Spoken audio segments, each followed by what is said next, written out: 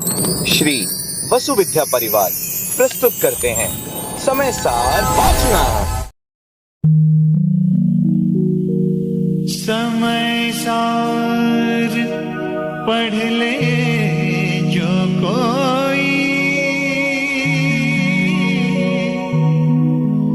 ताहि तनाव कभी नहीं होई।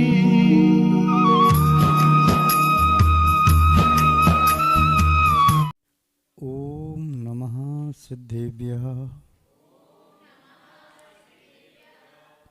जय बोलिए त्रिकालवर्ती त्रैलोक्य पूज्य विश्वाराध्य पंच परमेष्टि भगवान की, अनंतानंत सिद्ध परमेष्टि भगवान की, वर्तमान जिन शासन नायक श्री वर्धमान महावीर भगवान की, परम पूज्य आचार्य भगवान श्री कुंद कुंद स्वामी मुनि महाराज की, परम पूज्य चारित्र चक्रवर्ती आचार्य भगवान श्री शांति सागर जी मुनि महाराज की, परम पूज्य सिद्धांत चक्रवर्ती आचार्य गुरुदेव श्री विद्यानंद जी मुनि महाराज की, श्रीमद् जैन धर्म की,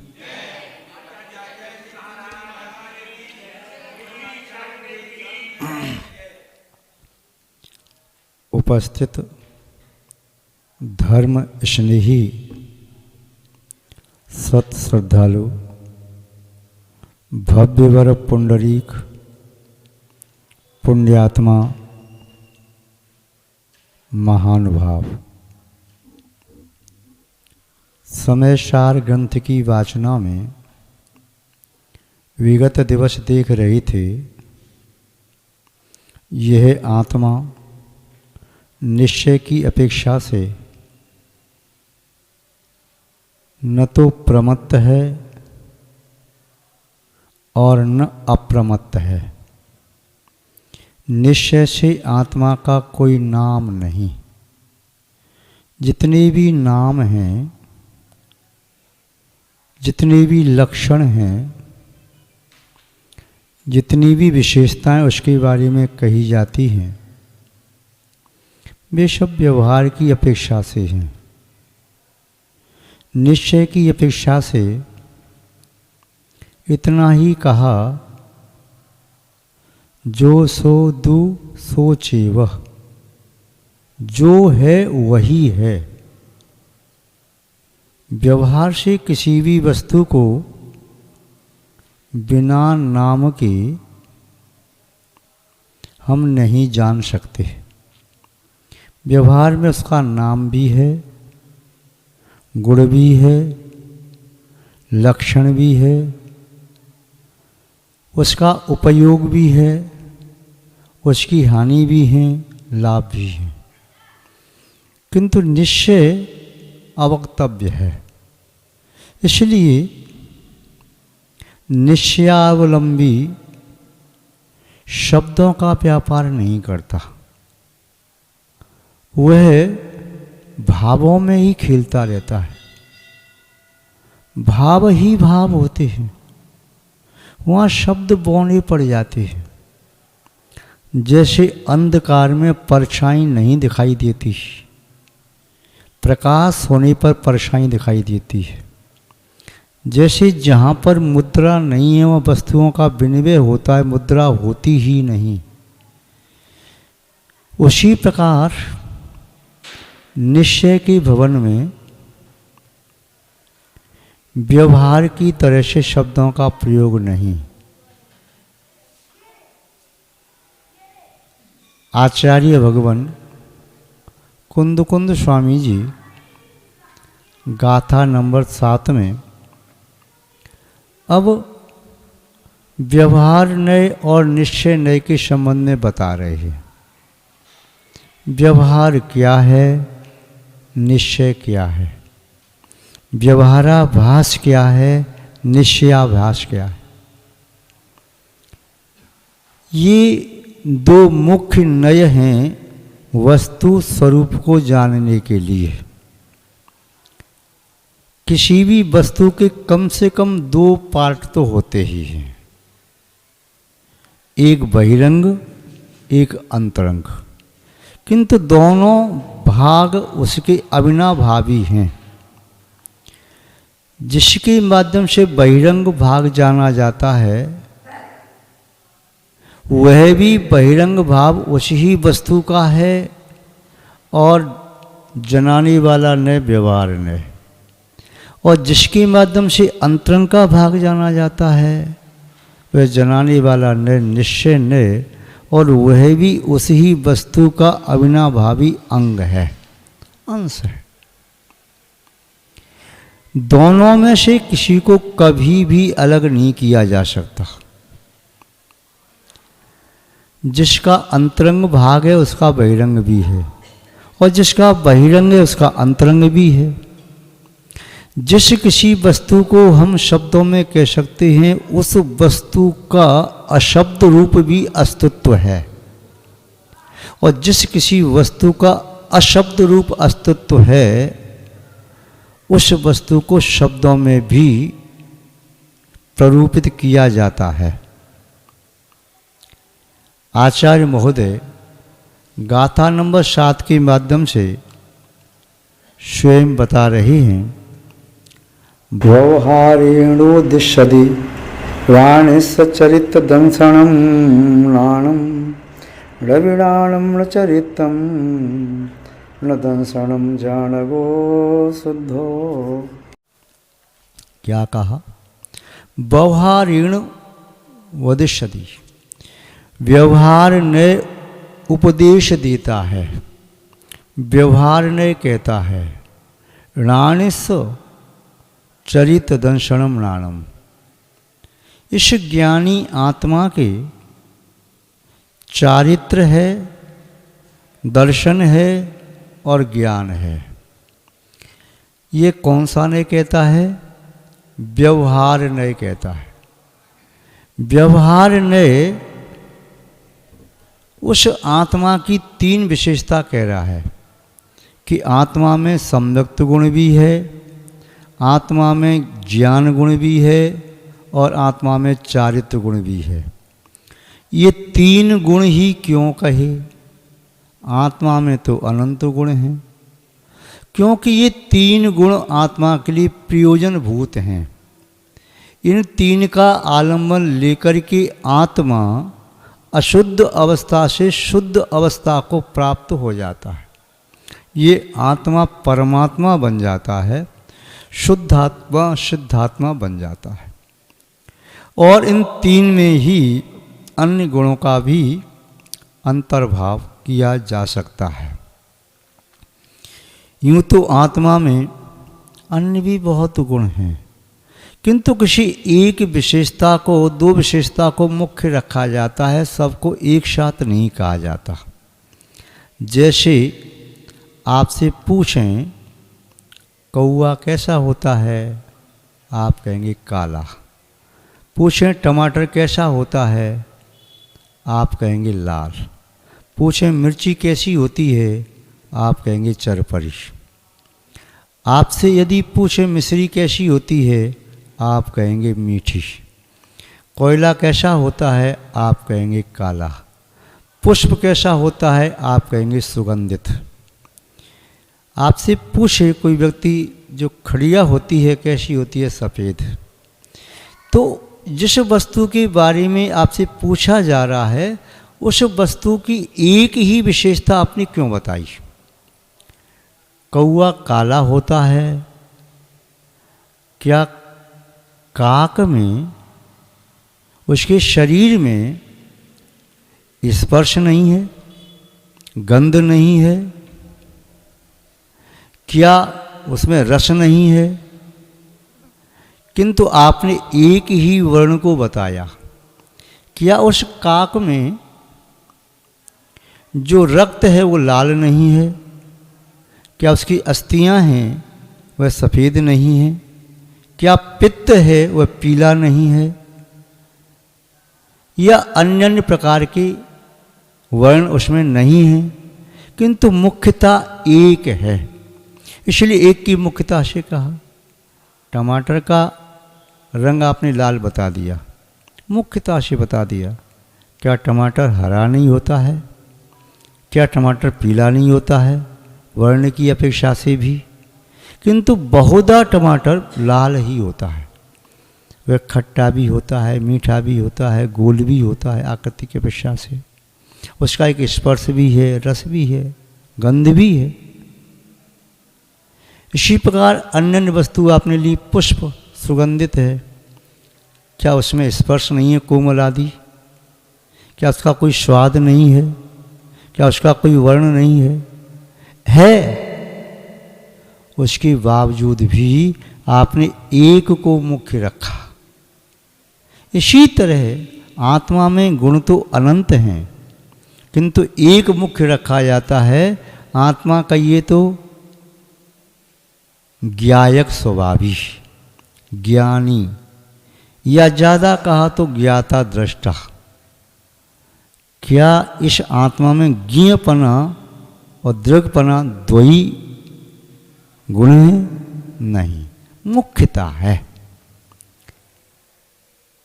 यदि कोई कहे भारतवासी तो ये कहे, जैसे वर्तमान में महामहिम द्रौपदी मुर्मू राष्ट्रपति हैं, तो उनको आदि लेके सब और भी हैं, करोड़ों हैं, अरब से भी ज़्यादा हैं, किंतु मुख्य एक होता है। किसी भी यूथ में, समूह में, संघ में एक व्यक्ति को मुख्य करके कहा जाता है, तो ये अनुचित भी नहीं है।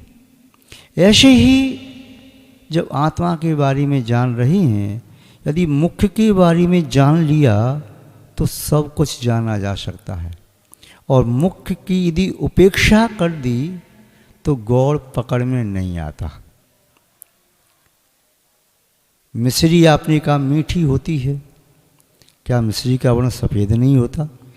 क्या स्पर्श से वह कठोर नहीं होती? क्या उसमें कोई गंध नहीं होती? है, किंतु वे प्रथम दृष्टया पकड़ में नहीं आते वे गुण। इसलिए जिस गुण की मुख्यता होती है उसका ही सर्वप्रथम व्यवहार किया जाता है। ऐसे ही यहाँ पर राणिस, इस ज्ञानी का लक्षण क्या है व्यवहार की अपेक्षा से? ज्ञानी का कहिए तो आत्मा का क्या लक्षण कहा? चरित्र दंशन नाणम। चारित्र, कोई भी आत्मा ऐसी नहीं है जो क्रिया न करे। निगोदिया जीव से लेकर के अयोग केवली पर्यंत,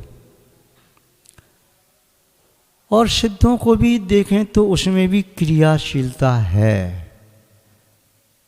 गुणों में, द्रव्य में परिवर्तन हो रहा है, जिससे नूतन नूतन पर्याय आ रही हैं। प्रत्येक जीव में ज्ञान है, निगोदिया जीव से लेकर के सिद्ध पर्यंत। प्रत्येक जीव में श्रद्धा नाम का गुण है, निगोदिया जीव से लेकर के सिद्ध पर्यंत। मिथ्या दृष्टि में मिथ्यात्व रूप श्रद्धा है और सम्यक दृष्टि में सम्यक रूप। किंतु श्रद्धा गुण का अभाव किसी भी जीव में नहीं होता, ज्ञान गुण का अभाव किसी भी जीव में नहीं होता, सुख गुण का अभाव किसी जीव में नहीं होता, चाहे वह सुख रूप है या दुख रूप है। विपरीत परिणमन हो सकता है, जैसे ज्ञान अज्ञान या मिथ्या ज्ञान, श्रद्धा का सम्यक और मिथ्या। महानुभाव, व्यवहार नय का आशय है अभेद को भेद करके बताना। जो अभेद को भेद करके बताए वो व्यवहार नय है। अभेद को ग्रहण करने में असमर्थ होता है, ये एक एक करके ग्रहण करता है। इसकी सामर्थ्य सर्व को एक साथ ग्रहण करने की नहीं है, तथा ये बाह्य दृष्टिया वस्तु को ग्रहण करता है। यद्यपि बाह्य दृष्टि से वस्तु को ग्रहण किया है, वह भी वस्तु ही है। जैसे सिद्ध शब्द का यह भी व्यवहार की भाषा है, सिद्धों के अनंत गुण का ये भी व्यवहार की भाषा है, निश्चय की नहीं। अनंतों के अनंत चतुष्टय कही वह भी व्यवहार की भाषा है। आचार्य उपाध्याय साधु के मूल गुण कही ये भी व्यवहार की भाषा है। निश्चय में जो है सो है। निश्चय की अपेक्षा से आत्मा क्या है तो निश्चय की अपेक्षा से आचार्य महोदय कह रही हैं वह एकत्व विभक्त आत्मा है, अभेद है, अखंड है, एक है, अवक्तव्य है, अनुभव गम्य है, स्वानुभव गम्य है, स्वसंवेदन के युक्त है। वह पर के द्वारा बताई नहीं जा सकती, पर के द्वारा दिखाई नहीं जा सकती, उसे कर्ण इंद्रिय से सुन नहीं सकते, घ्राण इंद्रिय से सूंघ नहीं सकते, चक्षु इंद्रिय से देख नहीं सकते, स्पर्शन इंद्रिय से स्पर्श नहीं कर सकते और रसना इंद्रिय के माध्यम से उसका स्वाद नहीं ले सकते। ऐसी वह आत्मा है जो स्वानुभव गम्य है। जहाँ शब्द बौने पड़ जाते हैं, शब्दों का व्यापार निष्फल हो जाता है, उसके बाद अशब्द का व्यापार चलता है जो भावनाओं में चलता है, भावों में चलता है। तो निश्चय की अपेक्षा से आत्मा दर्शन ज्ञान चारित्रमय है, सुखमय है, अमूर्तिक है, वीर्यमय है। अन्य और भी आत्मा के अनेक गुण हैं, किंतु वे गुण अनुभव में आते हैं, शब्दों में कहने से उनका अनुभव नहीं होता। शब्द एक सांकेतिक रूप है, शब्द इशारे की तरह से है। जो उस मार्ग में चल रहा है उसके लिए शब्द संकेत निमित्त बन जाते हैं गतिशीलता में, उद्देश्य को प्राप्त करने में, मंजिल तक पहुंचाने में।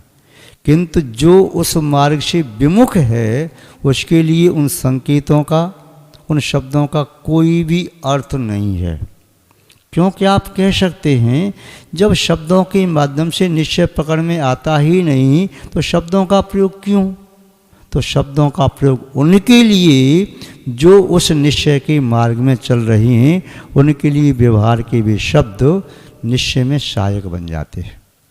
जो उससे विमुख हैं, दूर हैं, जिन्हें उस मार्ग का कोई पता ही नहीं है, उसके लिए इशारा करना व्यर्थ है। महानुभाव,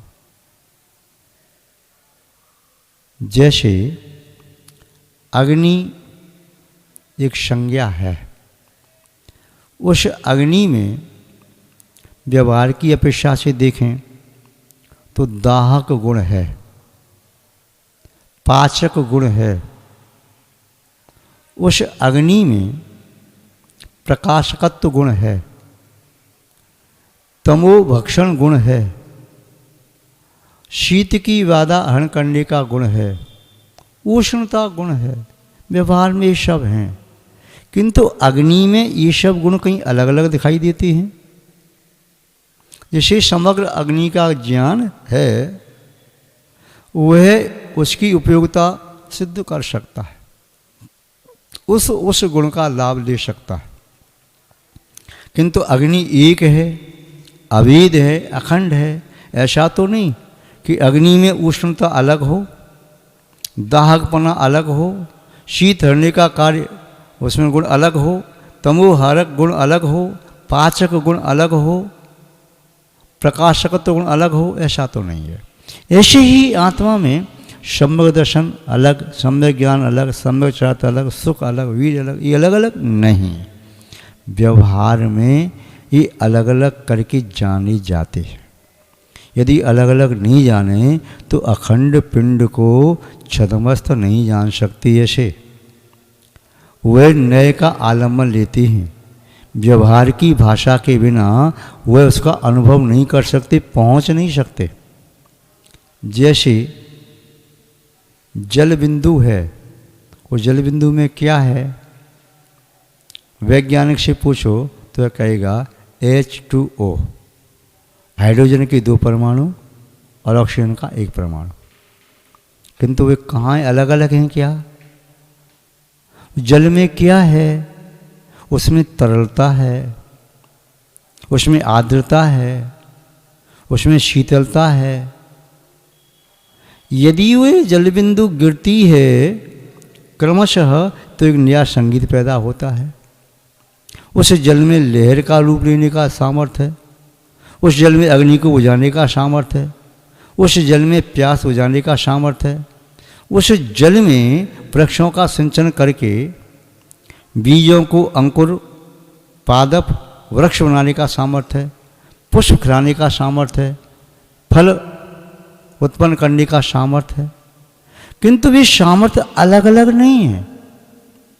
ऐसी आत्मा में जितने गुण हैं वे सब अखंड हैं, खंड खंड नहीं है, अभेद हैं, भेद रूप से नहीं है। यही बात आचार्य महाराज कह रहे हैं कि उसे निश्चय में अनुभव किया जाता है, व्यवहार में उसे जाना जाता है। मोदक, मोदक आप जानते हैं, जिसे हिंदी में कहें तो लड्डू। मान लो मुगत का लड्डू आपने बनाया, जब मोदक बनाने के पहले आपके पास मोदक नहीं है, भावना में मोदक है, किंतु बनाने के लिए आपको तीनों सामग्री कम से कम अलग अलग चाहिए, कम से कम 3 सामग्री। बेसन है वह अलग मिलेगा, घृत है अलग मिलेगा, खांड है या शर्करा अलग मिलेगी, पर तीनों को मिक्स कर दिया एक अनुपात में तो मोदक बन गया। वह मोदक बना है, तीनों एक साथ नहीं मिला, तीनों मिलकर के हो गया। ऐसे ही आपने और भी कोई चीज़ ऐसे बनाई जिसमें 3 तत्व मिलाए, तो ये तो बाह्य वस्तुओं को मिलाने से एक चीज़ बनी। आत्मा में समुदर्शन बाहर से आता है, ज्ञान बाहर से आता है, चरित्र बाहर से आता है, ऐसा नहीं है।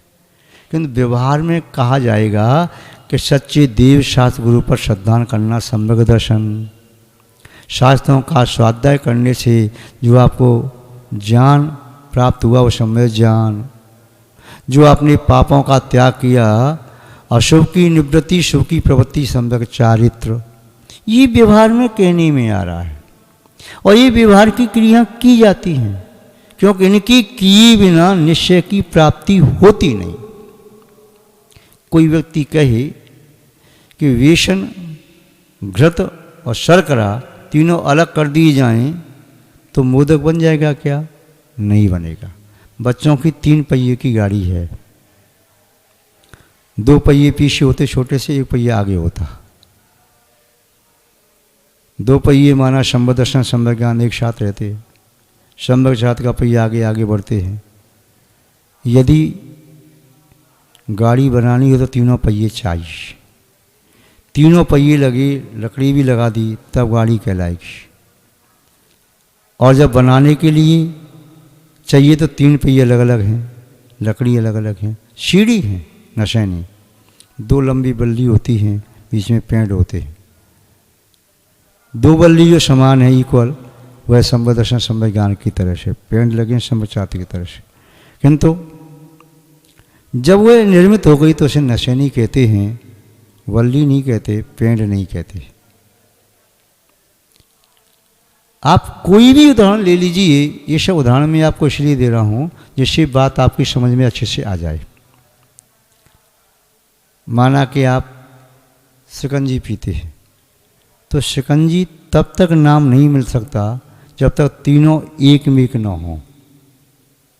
नींबू, जल और शक्कर, या चाय है तो चाय पत्ती, दूध, शर्करा। खीर है, दूध, चावल और आपकी खांड। आप कहेंगे कि वो एक क्यों नहीं है? यूँ नहीं है कि 3 को मिलाकर के एक नाम प्राप्त हुआ। बेसन का नाम मोदक नहीं, घृत का नाम मोदक नहीं, खांड का नाम मोदक नहीं, शिकंजी में नींबू के रस का नाम शिकंजी नहीं, जल का नाम शिकंजी नहीं, शक्कर का नाम शिकंजी नहीं, खीर में दूध का नाम खीर नहीं, चावल का नाम खीर नहीं, खांड का नाम खीर नहीं। तीनों मिलते हैं तब एक नया नाम प्राप्त करते हैं। ऐसे ही जब तीनों आत्मा में प्रकट होते हैं तो एक नया नाम मिलता है मोक्ष मार्ग। सम्यक दर्शन अकेला मोक्ष मार्ग नहीं है, सम्यक ज्ञान भी अकेला मोक्ष मार्ग नहीं है, सम्यक चार्थ भी मोक्ष मार्ग नहीं है। दर्शन ज्ञान भी मोक्ष मार्ग नहीं, दर्शन चार्थ भी मोक्ष मार्ग नहीं, ज्ञान और चार्थ भी मोक्ष मार्ग नहीं, इन तीनों का अभाव भी मोक्ष मार्ग नहीं, इन तीनों की विपरीतता भी मोक्ष मार्ग नहीं। तीनों का सम्यकपना होना अनिवार्य है, तभी ये आत्मा अपनी आत्मा को अपनी पुरुषार्थ से शुद्ध कर सकता है, एकत विभक्त आत्मा को अनुभव कर सकता है। महानुभाव आचार्य महोदय ने इसी बात को कहा, व्यवहारेण वदिष्यति राणिस्व चरित दर्शनम राणम रविराणम न चरितम न दर्शनम जानगो शुद्धो। जो शुद्ध आत्मा है वह शुद्ध आत्मा न तो अकेले चारित्र रूप है, न अकेले दर्शन रूप है, न ही ज्ञान रूप है, वह अभेद रूप है।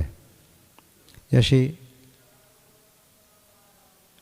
ट्रायंगल में कोई बिल्डिंग है त्रिकोण आकृति में, त्रिभुज आकृति में, उसकी एक दीवार नीली, एक पीली, एक लाल, अलग अलग प्रकार से फ़ोटो लेंगे तो ये अलग अलग प्रकार के फ़ोटो आएंगे, किंतु वे तीनों अलग अलग नहीं है, तीनों मिलकर के एक बने हैं।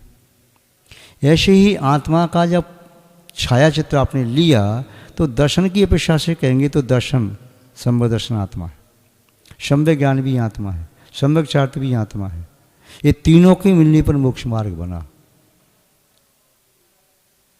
निश्चय ने कभी व्यवहार के विषय को अपना विषय नहीं बनाता, व्यवहार ने कभी निश्चय के विषय को अपना विषय नहीं बनाता। जैसे कोई इंद्रिय अन्य इंद्रिय के विषय को अपना विषय नहीं बनाती, वैसे ही न्याय भी अन्य न्याय के विषय को अपना विषय नहीं बनाते। महानुभाव आचार्य महोदय का अभिप्राय संभव है आपकी समझ में आया होगा। अतः व्यवहार का आलम्बन लेकर के निश्चय तक पहुँचने का सम्यक पुरुषार्थ करना चाहिए।